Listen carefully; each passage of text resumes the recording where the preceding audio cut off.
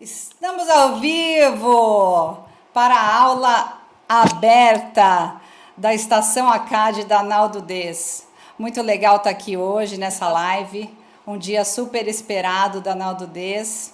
E eu vou falar um pouquinho para vocês, antes de chamar a nossa estrela da noite, o que é a Naldo Des, o que ela veio fazer com os profissionais jurídicos. E antes de mais nada, eu queria primeiro falar que a Naldo Des não tem respostas certas, ela quer descobrir essas respostas junto com você, profissional jurídico, que hoje está vendo a quantidade de mudanças que a gente está tendo que enfrentar em virtude das mudanças da sociedade, decorrentes de uma mudança de mídia que transformou e tem transformado cada vez mais as nossas vidas. Então, a Naldo Des, ela é um hub de pensamento, de ideias, de conexão de saberes. Para quê? Para levar o profissional jurídico para outras frentes de conhecimento. A gente sabe, cobra muito, eu sou advogada, para quem não me conhece, eu sou a Silvia Piva. Como essa live hoje tem muitos amigos, então não me senti no dever de me apresentar, mas para quem não me conhece, eu sou a Silvia Piva. E eu sou advogada há muito tempo e se cobra muito do advogado hoje, o profissional jurídico, que ele saiba sobre muitas coisas. E a ideia da Naldo Des é justamente essa, fazer a conexão de saberes, um saber transdisciplinar, algo muito mais plural, com conexão de outras linhas de conhecimento, da filosofia, da antropologia, das tecnologias emergentes. Para quê? Para que esse profissional do futuro, do presente, de 2030, ele possa estar preparado. E como é que a Naldo Des ela quer fazer isso? Ela quer fazer isso a partir de transmissão de conhecimento, de trilhas de conhecimento, onde cada um de vocês que optarem por fazer uma jornada com a Naldo Des vão optar por um caminho, por um tema, porque a ideia da Naldo Des é: nós não temos forma, nós não temos disciplina. É uma ideia de desmaterialização de um lugar, mas materializado totalmente no ambiente virtual. Para quê? Para que você possa fazer sua jornada digitalmente a partir de temas específicos. E quais são esses temas? Os temas necessários para a bagagem do profissional jurídico. A Naldo Des não quer desperdiçar, que você jogue fora a sua bagagem, porque tudo isso que você tem é muito importante, mas nós precisamos conectar com outros ramos de conhecimento, e essa é a proposta da Naldo Des. Inclusive hoje a gente está começando a nossa primeira jornada de conhecimento, que é uma jornada da Estação ACAD. Nossas jornadas têm nomes totalmente diferentes, porque justamente a proposta é uma viagem, e o destino a gente não escolhe, a gente só faz a viagem. E eu vou aproveitar, parar de falar, a gente vai ter eu queria só dar um spoiler de quem fizer 3 jornadas na Naldo Des vai ter um desafio digital online muito legal, que é algo totalmente inspiracional para nós, que é uma oportunidade da gente resolver os problemas de uma maneira prática. Então, a gente trazer a filosofia, trazer o conhecimento tecnológico, mas também colocar a mão na massa, porque a partir da metodologia que a gente escolheu, que são as metodologias ativas, você que vem estudar com a gente, você é o protagonista. Aqui não tem oráculo, aqui o aluno é que vai construir junto com a gente o conhecimento. Eu vou parar de falar e vou chamar o grande cara que eu escolhi para essa aula aberta. Vamos falar primeiro para vocês por quê. Primeiro, esse desejo todo de conectar saberes diferentes. Eu fiz um curso na Casa do Saber sobre criatividade e inteligência artificial. E na hora que eu vi esse curso, eu falei: eu quero muito levar esse conteúdo para o público do direito. E aí eu conheci o Roberto Vilhena, que já está aqui esperando para entrar na live, e ele ficou muito feliz, aceitou esse desafio comigo, e a gente construiu um conteúdo totalmente para o profissional do ramo jurídico. Então, eu vou apresentar o Roberto Vilhena. Ele é redator premiado e membro do júri de festivais de publicidade mais importantes do mundo. Ele é professor da Casa do Saber para Criatividade e Inteligência Artificial. Ele é mestre em gestão de empresas e tem MBA em marketing, ambos pela FGV. Roberto, é contigo. Olá, obrigado, Silvia. É um prazer enorme estar aqui. É um prazer enorme estar fazendo essa primeira aula dessa jornada incrível, tenho certeza incrível, que é a Naldo Des. Vamos lá. Primeiro, eu queria acho que a partir da fala da Sílvia, compartilhar com vocês que me parece que a inteligência artificial ela é uma excelente oportunidade para a gente falar sobre conhecimento integrado, que eu acho que é um pedaço, quando a gente olha para a carta de intenções do Naldo Des, acho que a espinha dorsal é essa, é a gente integrar os conhecimentos. E o próprio nome Advogado Ciborgue, ele já traz um pouco essa intenção, a gente olhar com um pouco mais de proximidade para a área da inteligência artificial. Ela não é uma área só de cientista de dados, ela não é, de forma alguma, uma área para quem trata com tecnologia, para quem é cientista ou que sabe construir robô. A inteligência artificial ela é uma área que existe fundamentalmente por um motivo, para avaliar a possibilidade da gente construir pensamento em organismos não biológicos. Por conta disso, é necessária a entrada de profissionais de diversas áreas. Então, se Advogado Ciborgue fosse um curso, e poderia ser um curso, para pessoas que falam sobre inteligência artificial na perspectiva da biologia, como o Elon Musk, naquela empresa Open AI, junto com o dono do Twitter, e avaliam a possibilidade de chips na cabeça das pessoas, isso também é tratar a inteligência artificial. Aqui, Advogado Ciborgue, na verdade, ele é uma metáfora para a compreensão de que a inteligência artificial está adentrando cada vez mais na área do direito. E, justamente por isso, a gente precisa entender, assim como a gente entende sobre os conteúdos que a gente trata no nosso dia a dia tradicional de trabalho, a gente precisa entender um pouco esses conteúdos sobre inteligência artificial, porque, de fato, ela é um partícipe, ela é um colega de trabalho. Quem está hoje no ensino médio e escolher, eventualmente, o direito, é provável que tenha muito mais colegas de trabalho em inteligência artificial do que necessariamente seres humanos. Então, me parece que esse encontro entre a Naldo Des e a inteligência artificial, ela se dá por uma coincidência de motivos, por uma coincidência de propósito, porque ambos os esforços são esforços que devem ser compreendidos como esforços integrados. Bom, posto isso, eu acho que eu sempre gosto de começar essas conversas explicando o porquê da gente estar aqui. Por que de acho o nome Advogado Ciborgue? Por que de acho essa metáfora Advogado Ciborgue? Para isso, eu acho que a gente precisa começar a tomar contato com esse moço que tem 2000 anos e que a gente vai falar recorrentemente aqui, e que não por acaso é o moço que foi aquele filósofo inspirador lá atrás para as primeiras investigações sobre a possibilidade da gente colocar de pé raciocínio humano em máquinas não humanas. Eu estou falando do Aristóteles. Vocês provavelmente tomaram contato com Aristóteles em suas graduações. A lógica de Aristóteles é um pedaço importante das grades de várias matérias, e direito também é uma dessas oportunidades. Mas o que Aristóteles fez, de um modo geral, foi sistematizar, criar um grande inventário de procedimentos intelectuais, procedimentos intelectuais esses que a gente usa até hoje, e não por acaso esses procedimentos intelectuais, eles também foram eles foram usados para investigação sobre a possibilidade de uma inteligência artificial pensar tal como a gente. Mas voltando ao porquê da gente estar aqui, qual que é a causa da gente estar aqui? E aí, ainda em Aristóteles tem o que a gente chama de teoria das 4 causas, que ela é bastante interessante para a gente tentar entender por que a gente está aqui.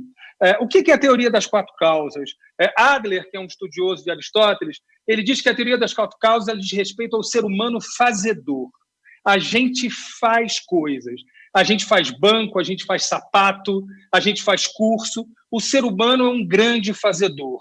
Quando a gente fala do pensamento, o que aconteceu de novidade para a gente é que a gente não é mais o único fazedor de pensamento. Acho que essa é a grande novidade na vida de todo mundo, e isso não seria diferente na atividade, no exercício do direito. A gente não é mais o único fazedor de pensamento. Posto isso, como é que a gente se orienta para se organizar dentro dessa história de que a gente não é o fazedor. Eu vou dar um exemplo para vocês de como é a lógica do fazedor. Faz de conta que eu sou um sapateiro, tá? Então, eu decidi fazer um sapato. Como é que começou essa história toda? Bom, se eu quero fazer um sapato de couro, começou com a primeira causa desse meu fazer, que o Aristóteles chama de causa material. Então, por causa do couro, por causa desse material, eu decidi fazer um sapato. Essa é a primeira causa. Bom, eu poderia ter feito uma bolsa de couro, mas eu decidi o couro sob a forma de um sapato. Posto isso, a causa formal desse sapato que é de couro é o próprio sapato. Ele tem uma forma de um sapato e tem a matéria do sapato. Pois bem, esse sapato ele foi feito por mim, eu, sapateiro. Então, eu, sapateiro, eu sou a causa eficiente dessa história. Porque, graças à minha eficiência como sapateiro, a matéria couro foi transformada na forma sapato. E, por fim, não menos importante, ao contrário, mais importante de tudo, por que eu fiz tudo isso? Qual foi a causa final? Se eu for um sapateiro do Hermenegildo Zenha, provavelmente será o design junto com o conforto. Se eu for um sapateiro da Vulcabras, provavelmente a causa seria a usabilidade ou talvez o tempo de resistência desse sapato. Pois bem, essa é a teoria das causas do Aristóteles, elevada à potência mais simples para a compreensão. Agora vamos olhar para essa teoria das causas do Aristóteles e, no lugar disso, colocar esse curso que diz respeito à nossa vontade de entender como é que a inteligência artificial funciona. Bom, existe uma causa material que, na verdade, é o vocabulário, as palavras, a gente está se relacionando e a gente o faz através das palavras. Então, esse material, essas palavras, elas são justamente aquilo que a gente precisa para construir, de fato, aquilo que vai ser feito através dessas palavras. Que material é esse? É o pensamento. Então, esse pensamento, que é esse material feito através das palavras, ele tem, e pessoal, isso é muito importante, a gente não se dá conta porque não trata com isso. Esse material, que é o pensamento, feito de palavras, ele, assim como o couro faz o sapato ou faz a bolsa, esse pensamento tem formas. Essas formas são absolutamente identificáveis e absolutamente parametrizáveis. Exatamente por isso que esse sujeito que faz com eficiência o sapato, e agora a gente está dizendo que ele faz eficientemente as articulações do pensamento, esse sujeito agora é uma inteligência artificial também. Portanto, posto isso, o nosso propósito aqui, a causa final, não apenas nossa, nós, eu não sou advogado, mas quando eu falo nós, advogados, são todos os advogados que estão aqui junto com a gente. A causa final de quem entende que o material é pensamento pode ser praticado de formas diferentes, agora é praticado por uma inteligência artificial também. Qual seria, então, a causa final de todos nós que estamos aqui? Compreender a máquina como fazedora, compreendendo a máquina como fazedora, o que ela faz bem, o que ela faz mal, o que a gente faz melhor, o que ela faz pior. Acho que esse é o grande ponto de inflexão, a espinha dorsal daquilo que a gente vai começar a conversar agora. Porque ela já está fazendo. Vocês, obviamente, têm contato com talvez a mais famosinha das inteligências artificiais, que é o Watson, da IBM. Esse mesmo Watson, ele tem uma seção específica para a área do direito, que é intitulada Ross. Não o Ross do seriado, mas o Ross advogado. E esse Ross, ele faz pesquisas jurídicas, ele consegue parametrizar legislações e jurisprudências. Esse Ross, que tem machine learning embarcado, ele já faz pesquisa em legislações e em jurisprudências com resultados mais rápidos e mais assertivos do que nós, seres humanos. A gente já tem hoje law techs, já tem hoje algoritmos que são capazes de ponderar acordos de divórcio. ele já tem possibilidade, ele já tem capacidade embarcada para arbitrar divisão de bens, estabelecimento de valor de pensões, identificar padrões de decisões de juízes. Na área civil, hoje, por exemplo, você já tem mecanismos de pesquisa que fazem ligação entre doutrinas, jurisprudências, leis, análise de contratos. O que eu estou querendo sinalizar com isso? É que aquilo que a gente falou lá atrás sobre a causa formal, né, o sapato, que é couro, que poderia ser outra coisa, mas é sapato, cada sessão de tipo de pensamento é uma oportunidade para a inteligência artificial atuar. A inteligência artificial ela atua na área do direito cada vez mais fortemente, principalmente porque existe uma lógica por trás da atuação na área do direito, intitulada predição normativa. O que é predição normativa? É sempre que você consegue prever alguma coisa e essa coisa é justificada pela norma. Então, se a área do direito é muito normatizada, eu tenho doutrinas, eu tenho princípios, eu tenho leis, eu tenho legislações, eu tenho jurisprudência, tem alguma coisa aí que ajuda o algoritmo a se organizar. Bom, então, essa primeira sessão, a gente consolidou que a inteligência artificial ela atua em várias áreas. E essa atuação ela se dá porque os conhecimentos do pensamento eles têm uma forma e as inteligências artificiais elas são eficientes em várias formas dessa, no se lidar com o pensamento. Ok? Legal? Então, o nosso primeiro objetivo é se preparar para entender qual que é esse jogo. Só que esse objetivo prático, utilitário, absolutamente factível e realizável de uma maneira muito objetiva, ele tem um outro lado que é um pouco mais profundo, que nos pede um pouco mais de reflexão para além daquilo que é prático. E o que é isso? De que se trata isso? É que a inteligência artificial ela não gosta de ser só advogado. Ela gosta de ser alguém que tem, na verdade, a mesma personalidade, se é que a gente pode dizer isso, daquele sujeito conhecedor e produtor de conhecimento que a Silvia falou no início. A inteligência artificial ela gosta bastante de uma visão integrada do conhecimento. O que isso significa? Que, ao aprender alguma coisa, ela aprende os padrões. Então, vou dar um exemplo para vocês. Ela é advogada, mas adora ser médica. Só que médico ela não usa predição normativa. Ela consegue prever através de outras pequenas estacas de marcação de pensamento, como, por exemplo, são as evidências. Na medicina, a medicina é uma área de conhecimento recheada de evidências. Portanto, a predição da inteligência artificial na área da medicina é justamente por conta das evidências. É justamente por conta das evidências que a inteligência artificial faz muito bem diagnósticos, ela já auxilia médicos em cirurgias um pouco mais complexas, mas não é só isso.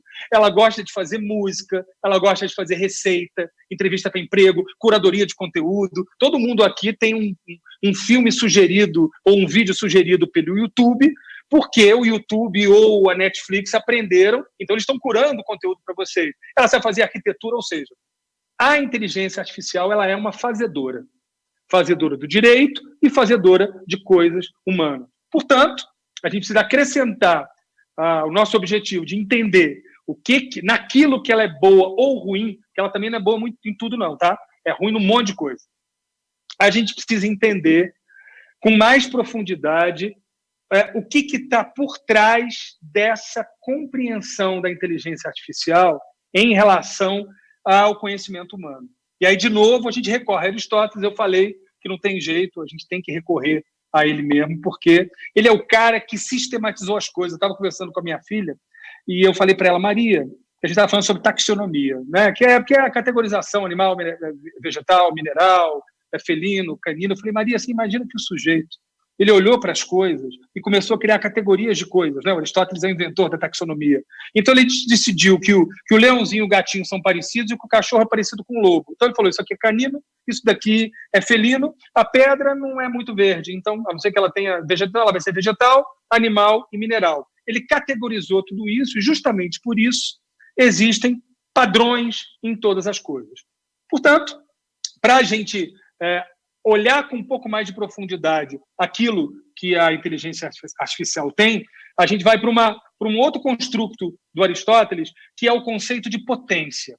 Então, além de entender o que a inteligência artificial realiza muito bem na área do direito, e a gente vai fazer isso, isso é um curso para quem exercita o direito, a gente também vai buscar compreender que padrões são esses que permitem a inteligência artificial ter uma capacidade, uma potência para fazer outras coisas que ainda não existem, porque esses padrões a permitem fazer essa história. Então, a gente vai ter que olhar de maneira um pouquinho mais profunda para a atuação e a potência de atuação da inteligência artificial, ok?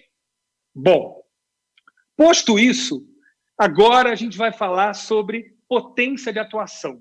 Só que quando a gente fala em atuação, não dá mais para falar só em pensamento. Eu estou atuando aqui, mas eu estou pensando, eu estou sentindo um monte de coisas e mudo o meu registro vocal em função daquilo que eu sinto, eu estou gesticulando fisicamente. Portanto, eu queria que a gente agora abandonasse e a gente saísse do conceito de inteligência artificial e a gente fosse para um conceito que é o mais correto quando a gente fala de entidades pensantes não biológicas. É o conceito de agente inteligente. O que é um agente inteligente? O agente inteligente, na definição do Stuart Russell e do Nover, que eles têm um livro maravilhoso chamado Inteligência Artificial, de 2013, e é um livro interessantíssimo, está na nossa bibliografia, e que fala um pouco sobre o avanço da inteligência artificial, desde lá do iniciozinho, quando ela fazia parte ali de um apêndicezinho da ciência cognitiva, ciência da computação, depois ela avançou um pouco mais lá no Turing. É um livro que conta um pouco o histórico da inteligência artificial. A definição deles é alguém que está preparado para atuar em alguma medida, ou seja, ele foi criado para realizar alguma tarefa, e ao realizar essa tarefa, ele percebe o mundo, aonde essa tarefa vai ser realizada, e, finalmente, ele atua no mundo. O que esse conceito nos traz de novo?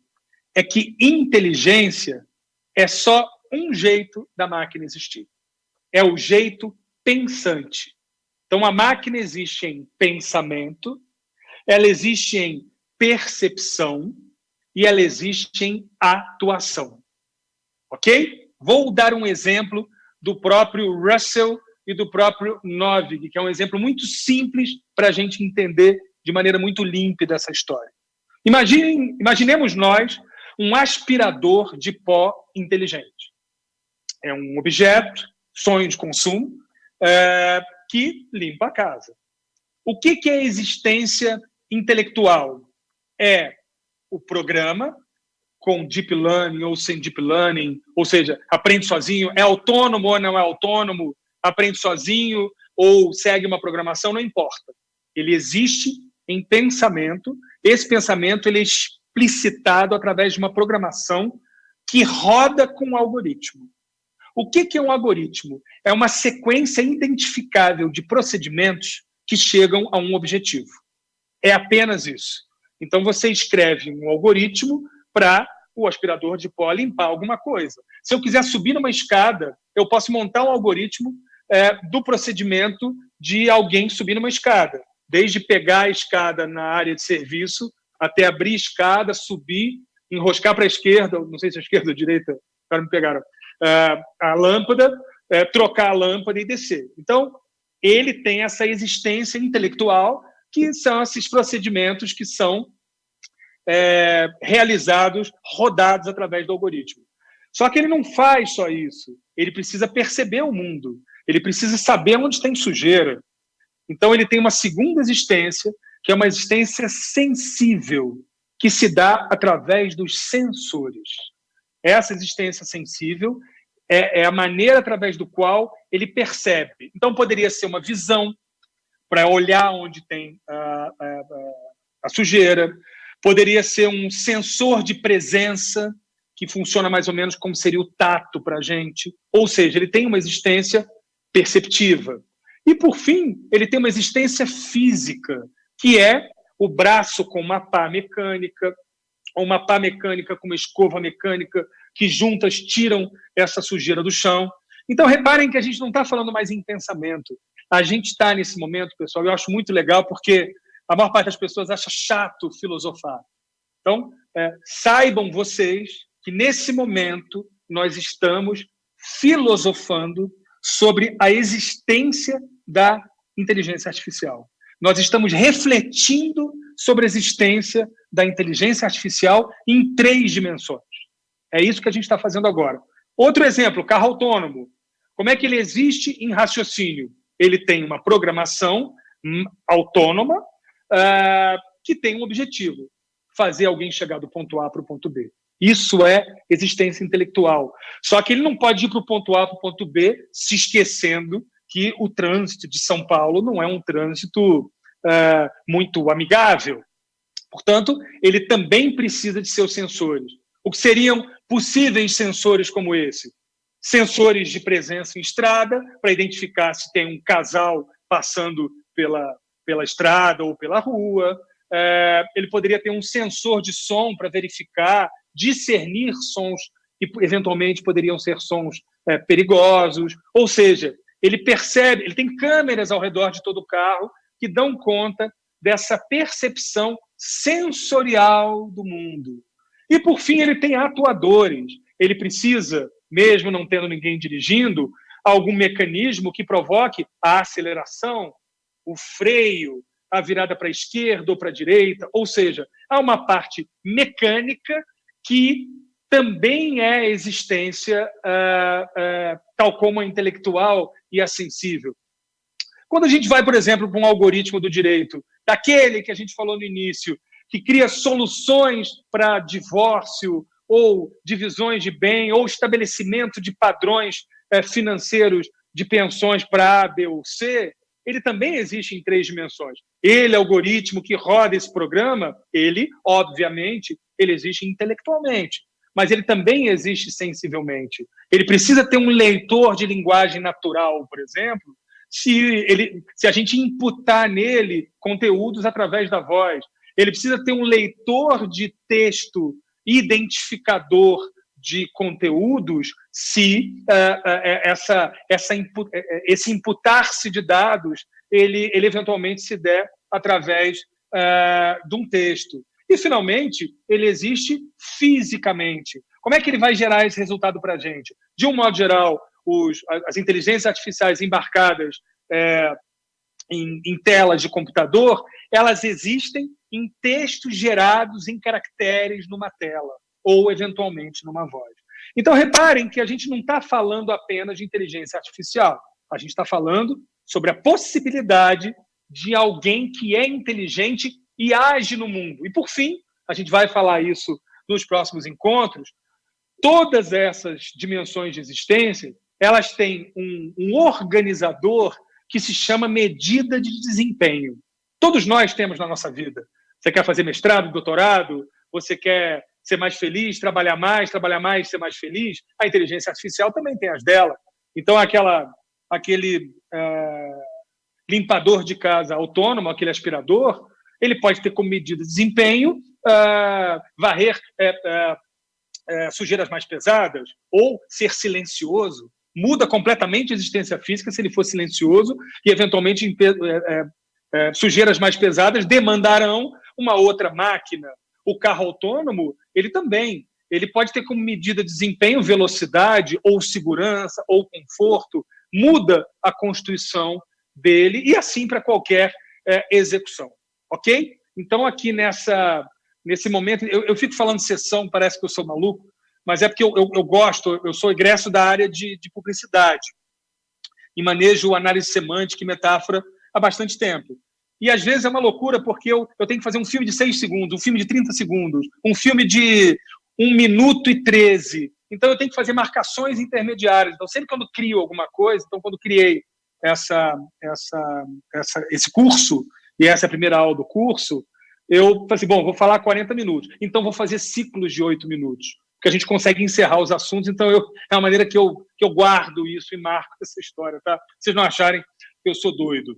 Bom, entendido que o agente inteligente ele tem 3 dimensões, isso é assustador, mas tem uma notícia muito boa. Talvez a melhor notícia de todas é que ele o faz inspirado naquilo que é a nossa existência.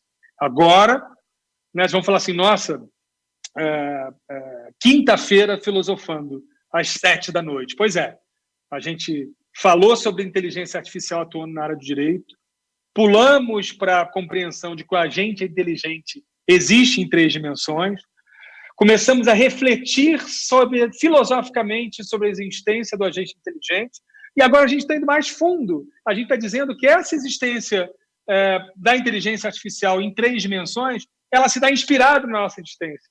Portanto, aqui vem a segunda marcação importante de hoje. A primeira foi que o pensamento tem formas, e a segunda marcação é a inteligência artificial, ela é inspirada na nossa inteligência. Claro que ela tomou um caminho, tal como filhos que moram fora de casa, tomam um caminho, embora guardem um pouco a hereditariedade dos pais.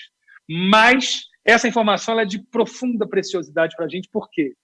Porque a inteligência artificial se inspirar na nossa existência significa que, ao entendermos um pouco mais a inteligência artificial como existência, a gente entende a nossa própria existência. A gente reflete sobre a nossa existência como seres que pensam, que sentem e atuam no mundo. Isso é muito importante para que a gente possa se organizar para esse mundo diverso, compartilhado, múltiplo e de fazedores de ideias e de coisas, não apenas humanos. Como é que se dá essa inteligência nossa que inspirou as máquinas? De novo, ele, e só ele, Aristóteles. O Aristóteles, em uma das partes da sua vasta obra, tem um pedaço intitulado Psicologia de Aristóteles. Sim, a psicologia ela não começou com Freud. A psicologia de Aristóteles, ele diz o seguinte: a gente existe de 3 jeitos. Vocês perceberam que não é por acaso. A gente existe de 3 jeitos e o nome disso é tripartição das almas. Calma, o nome é feio, mas é simples demais. Tripartição das almas quer dizer o quê? Em primeiro lugar, ele não está falando de gente que morreu, não. O Aristóteles, só para abrir um parêntese, ele vem logo depois de Platão. Ele, em alguma medida, nessa medida, ele supera Platão, porque Platão diz que o mundo ideal é o mundo das ideias e que aqui é um mundo imperfeito. Aristóteles fala assim, não, cara, eu respeito você, mas não acho isso não. O mundo, ele é legal aqui e a gente vai resolver tudo aqui. Então, tripartição das almas diz respeito às maneiras da gente existir aqui. A gente vivo, tá? Por acaso o nome é alma, mas não são almas penadas aqui, não. É o Aristóteles falando sobre a nossa existência aqui. E ele diz o seguinte: a nossa primeira existência intelectual eu vou chamar de alma racional. É exatamente isso. A alma racional, então, ela é a nossa existência intelectual. Se a gente lembrar do agente inteligente, a existência dele é através da programação, a existência intelectual dele.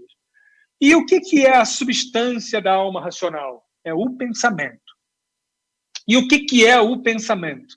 O pensamento é uma coisa que ele intitulou silogismo. O que é silogismo? Ele é a junção de 2 palavras em grego intituladas com e cálculo. Reparem que o Aristóteles, em alguma medida, ele estava quase que prevendo que em algum momento ia trabalhar com inteligência artificial, né? Porque, de fato, é uma forma da gente entender o pensamento como jeito da gente pensar no mundo. Pois bem, essa é a alma racional. O segundo existência é a existência sensível. O que seria existência sensível? exatamente aonde se inspirou a inteligência artificial. A gente sente o mundo através da visão. Eu não preciso de uma câmera, eu tenho olho. Eu não preciso de um microfone, eu tenho boca. E o mesmo microfone me faz ouvir, que é o meu ouvido. Então, a gente existe através dessas operações intelectuais, essas operações sensíveis que fazem a gente acontecer no mundo. Eu tenho paladar, a máquina ainda não tem, plenamente. Você já tem arquivos de texto em que você consegue colocar na língua um metalzinho, e esse metalzinho faz com que você consiga sentir, ainda que metalicamente, alguns registros de gosto. Então, o cheiro, a máquina consegue perceber, em alguma medida, alguns cheiros. A gente tem... Então, reparem que a inteligência artificial ela se espelhou na gente. Mas tem um ponto que foge essa história. E é o porquê da gente estar aqui.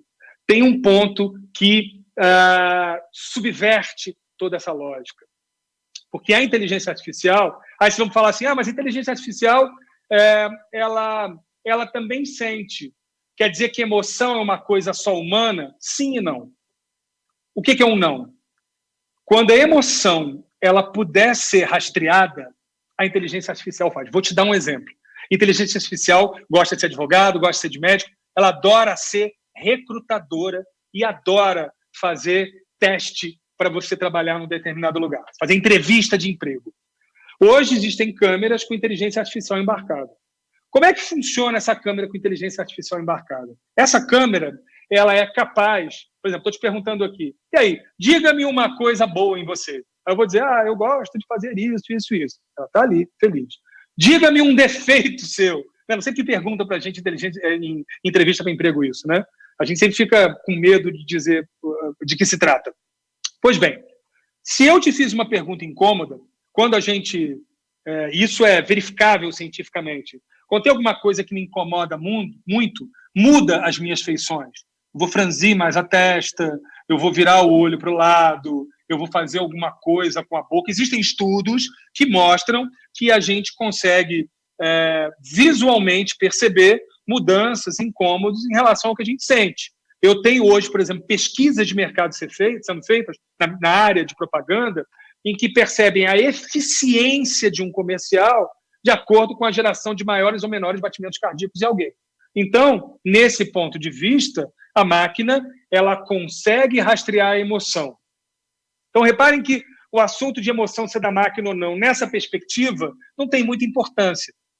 Né? Se ela sente ou não, não importa. Se eu tenho uma operadora de telemarketing, inteligência artificial, em que muda o script da fala dependendo do que eu estou fazendo, não importa muito. Eu consigo rastrear a emoção, inclusive há estudos que dizem que aquilo que você posta em redes sociais, consolidado como percepção do que você essas inteligências artificiais e conhecem você mais profundamente, às vezes, que um tio ou um primo de segundo grau, ou eventualmente até alguém de primeiro grau, dependendo do grau de intimidade e relacionamento que você tem. Então, entender quais são os rastros da emoção não é muito por aí que a gente vai, não. Agora, a inteligência artificial ela não tem uma coisa que a gente tem em relação à emoção, que é fazer alguma coisa. O Aristóteles chama isso de disposição de espírito. Fazer alguma coisa porque você assim decidiu. A imprevisibilidade de uma decisão, a originalidade de uma ideia, porque você quis assim fazê-lo. Eu não ia falar sobre minha filha e essa questão da taxonomia, mas eu decidi. Foi uma decisão minha. Isso a inteligência artificial ela não consegue fazer, porque em nós a parte sensível ela não é apenas aquela que percebe o mundo, mas é aquela que, ao perceber o mundo e se emocionar e se impactar sensivelmente, isso muda a lógica das nossas decisões. Então, aqui a gente tem um terceiro marcador importante nessa conversa de hoje. O primeiro foi a compreensão de que, na verdade, o pensamento tem uma forma. A segunda compreensão foi que não se trata de uma inteligência artificial, mas de alguém que existe verdadeiramente no mundo, sentindo, pensando e atuando no mundo. E agora esse terceiro marcador, que é quando a gente pensa e sente, a gente se torna mais único. Provavelmente alguns vão dizer, isso é bem clássico, eu trabalho num ambiente de business com criatividade. Então, sempre que eu venho com uma contrapartida mais emotiva, tem a rigidez do business que é natural para a gente, porque a gente vive numa vida mais objetiva. Mas o que eu posso garantir para vocês e exercitar junto é que não se trata de achar que a criatividade é legal, de que é fã. Não. A criatividade, do ponto de vista estrutural do pensamento, em contraposição ao pensamento da inteligência artificial, ela aumenta a sua competitividade. Por quê? Porque ela é menos rastreável. Tudo que é rastreável, o algoritmo... Olha, eu estava conversando com a Silvia, enfim, tenho absorvido muito conteúdo da área de direito, vocês vão perceber que tem bastante material, bastante artigos falando sobre inteligência artificial no direito na nossa bibliografia. Mas eu assisti um filme na HBO, chato que é aquela que você não pode nem botar legenda, você tem que ser em português. Mas eu assisti um filme sobre a história, vocês devem conhecer, eu dividi com a Silvia, obviamente ela já conhecia, mas é o seguinte, era uma juíza da Suprema Corte dos Estados Unidos, não sei se ela está viva, mas ela se tornou juíza da Suprema Corte dos Estados Unidos na década de 80, 90, através do Bill Clinton, foi ele que a indicou. E o que ela fez? Eu não sei se vocês conhecem, Ruth alguma coisa, não me lembro o nome dela, Ruth alguma coisa. Bom, pois bem, o que essa Ruth fez? Ela se formou em Harvard, Columbia, e ela atuando na área de direito tributário. E o que ela fez? Ela observou o caso de um moço que era o seguinte, um cara que nunca se casou, solteiro, 50 e poucos anos, ali 60, e cuidava da mãe doente. Então, ele era oficialmente cuidador da mãe. Então, ele tinha gastos em relação a isso e ele queria bater parte desses gastos, né? Ele queria não ser taxado, não ser tributado em parte daquilo que era gasto do exercício da função de cuidador da mãe. Pois bem, ele não pôde fazer isso. Ele não pôde fazer isso porque a legislação, à época, ela dizia que cuidadora só podia ser mulher. Então, reparem só, se você é uma inteligência artificial, isso significa que, para você, esse é mais um caso de alguma incorreção na área do direito tributário. Então, provavelmente, o Ross, não do Friends, mas o Ross, advogado, ele lidaria com esse problema objetivamente, dizendo que o cara não tinha pagado os impostos que deveriam ser pagos.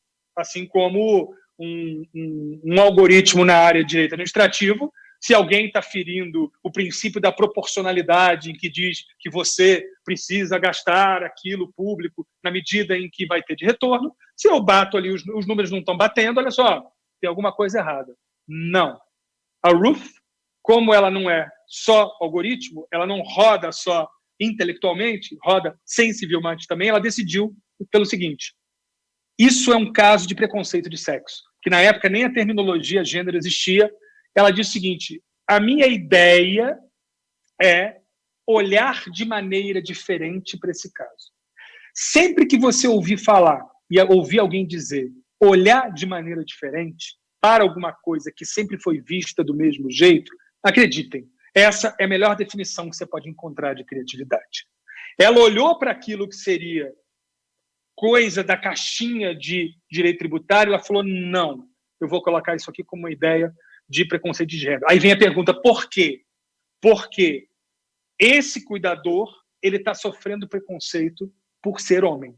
Olha que brilhante. Resumindo, sem dar spoiler, mas já dando, porque eu não aguento, eu acho essa ideia incrível.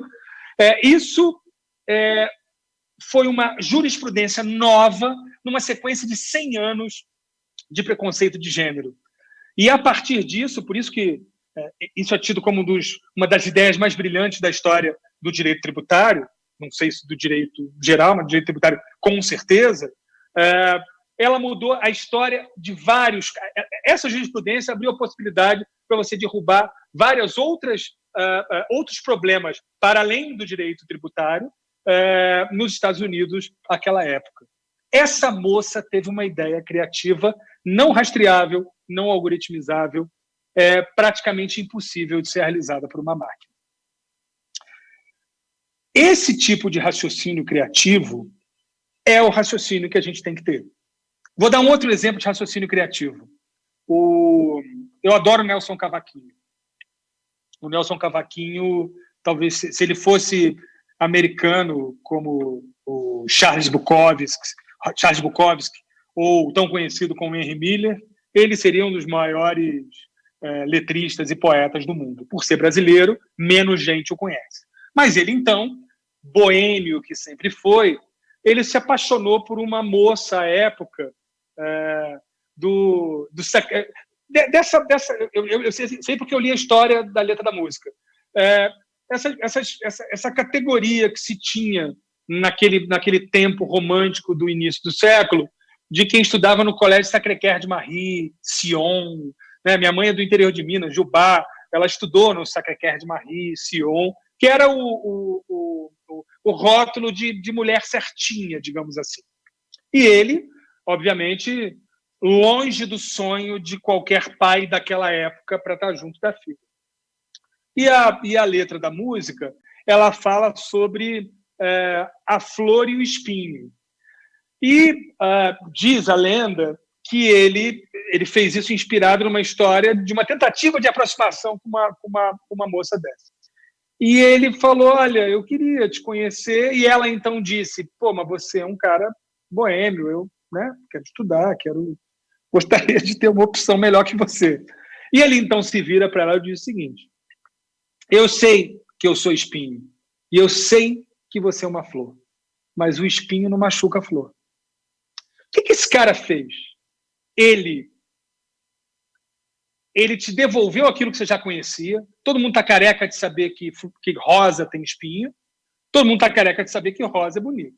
Portanto, uma informação que está ali, do jeito que está. Só que ele olhou isso para um jeito diferente. Eu vou usar aquilo que as pessoas conhecem de um outro jeito. Eu vou dizer que o espinho sou eu e que a flor é ela e que, portanto, a gente foi feito um para o outro, porque o espinho nasceu para ser protetor da flor.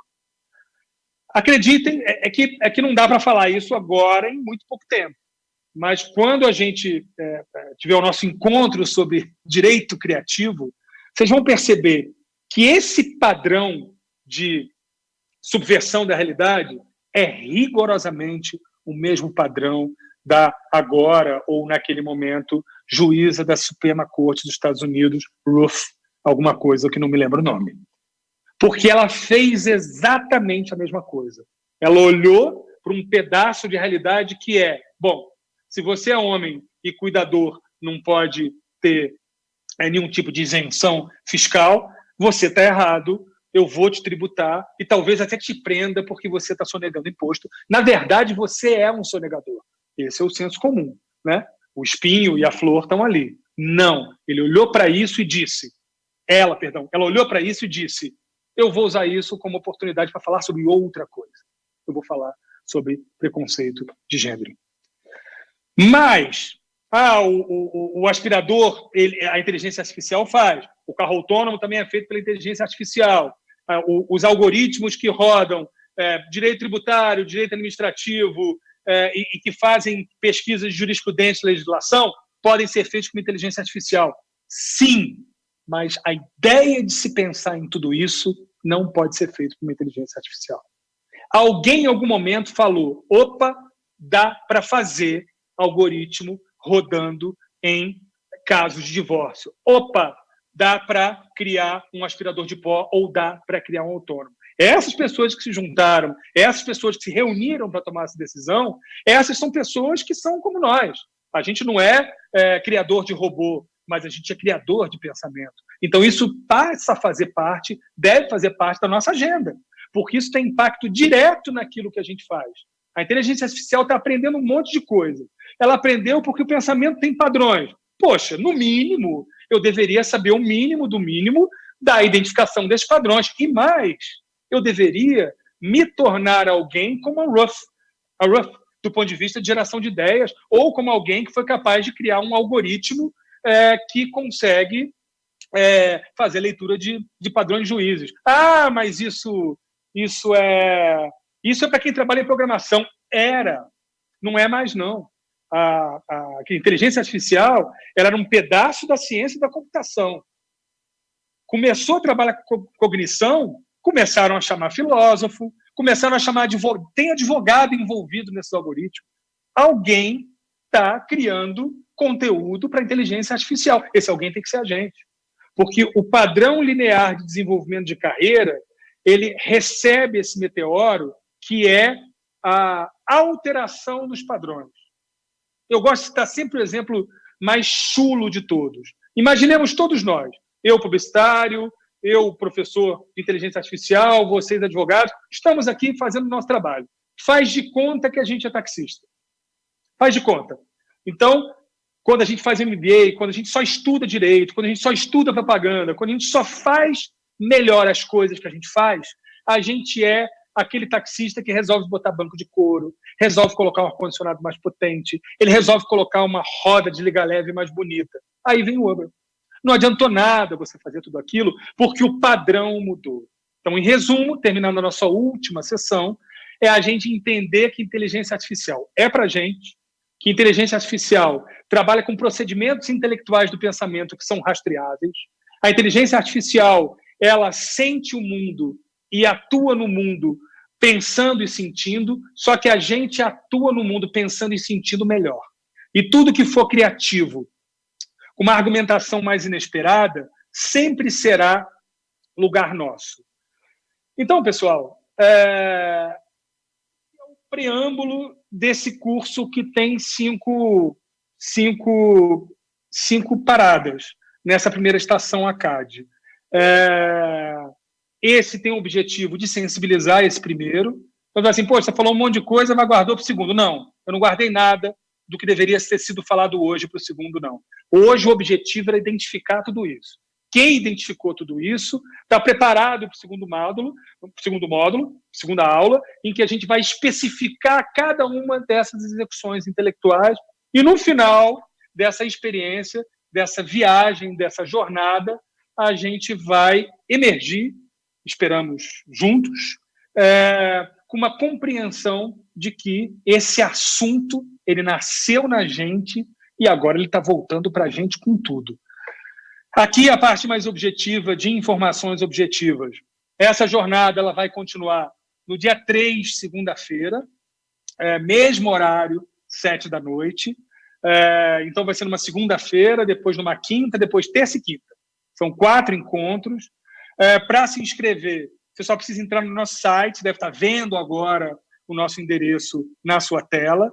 Então, acesse o nosso site, você pode se inscrever. Quando você se inscreve, você pode baixar o e-book da Naldo Des. Ali tem todo o nosso pensamento, todo o nosso enquadramento filosófico, que, como a Silvia disse no início, parte da percepção de que os conhecimentos têm que ser integrados, porque o Ross ele está integrando tudo isso, ele faz tudo isso também, e também tem toda a programação nossa. Agradeço muito a presença de vocês e espero vocês na segunda-feira. Obrigado.